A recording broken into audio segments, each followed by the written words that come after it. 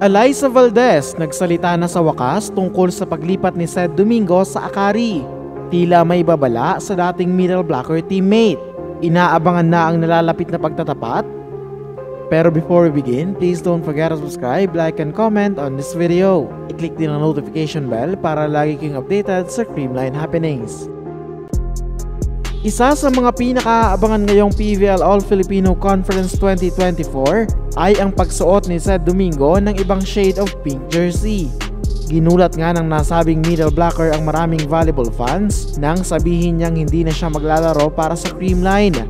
Hindi umano ni-renew ang kanyang kontrata matapos ang kanyang stint sa Thailand, kaya nagpasya si Ced na maghanap ng ibang team na tutulungan siyang mag-improve lalo. At kasabay ng kanyang shocking revelation ay ang pag-amin na nakapirma na siya ng agreement with the Akari Power Chargers. Kaya simula ngayong season ay sa other side of the court na mapapanood si Domingo, pero hindi pa rin sigurado kung magkiklik ba siya with the setter of Akari katulad ng na-establish nilang incredible connection ni Gia Morado. Sa pag-alis nga ni Ced ay siyang pagpasok naman ng tatlong veteran volleyball players sa Cool Smashers. Lumipat na nga from Choco Mucho sina Bea De Leon at Denden Lazaro para punan ang nabakanting posisyon ng ilang key players. Revelation din ang pagkakasama ni Dij Rodriguez sa lineup na inakala ng marami ay nakikitrain lang with the girls in pink. Talagang kaabang-abang nga kung magagawa pa ng CCS na madepensahan ng kanilang titulo, lalo pat kanya-kanyang pagpapalakas ang bawat kupunan na kasali sa paparating na tournament. Sa isang recent interview naman, naglabas ng saloobin si Creamline team captain Alyssa Valdez tungkol sa naging desisyon ni Ced. Ayon kay Phenom, masaya umano siya sa performance ng former teammate sa Thailand at sigurado siyang marami itong natutunan doon.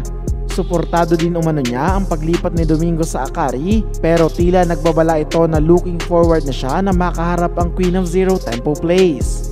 Well, I'm very proud of her. She's doing great in Thailand, playing with all this alongside this great athletes, also great volleyball players. And I hope she gets a lot of learnings sa Thailand and she can bring that to the Akari Chargers. I think our bond is beyond just the volleyball court. So whatever she's up to, we're just gonna be here to support her, and we're really looking forward to play against her. And siguro, it's for sure a healthy competition. Samantala, dati nang sinabi ni Ced na thankful siya sa lahat ng memories na nabuo niya with Alyssa and her former teammates sa halos 5 taon niyang pagiging isang Cool Smasher.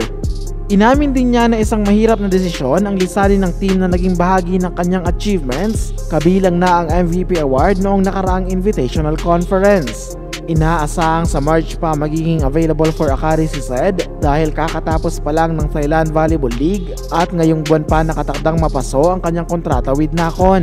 Hindi rin sigurado kung makakaabot siya sa game nila versus Creamline na magaganap naman sa February 29.